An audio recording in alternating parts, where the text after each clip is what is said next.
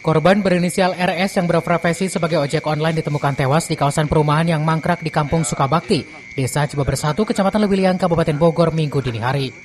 Saat ditemukan, korban menggunakan jaket ojol di kawasan perumahan yang lokasinya jauh dari pemukiman. Korban ditemukan tergeletak di pinggir jalan umum yang jarang dilintasi penduduk sekitar. Korban mengalami luka di leher dan saat ini korban tengah dilarikan ke Rumah Sakit Polri Kramat Jati, Jakarta untuk dilakukan otopsi. Nggak begitu jelas yang udah tergeletak di situ aja.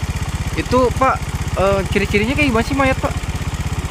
Ciri-cirinya gimana ya, saya kurang bisa ngejelasinnya mah. Satu malam, kedua emang melihatnya cuma sekilas-sekilas saja, terus datang polisi kan ke sininya, terus dibawa diangkut sama polisi. Katanya korban ini ojek online ada Pak? Iya, emang pakai bajunya baju ojek online, cuman kita nggak tahu juga sih apa ngojek apa enggak. Yang jelas emang dia pakai baju ojek online. Dari Lewiliang, Kabupaten Bogor, Iman Abdurrahman melaporkan.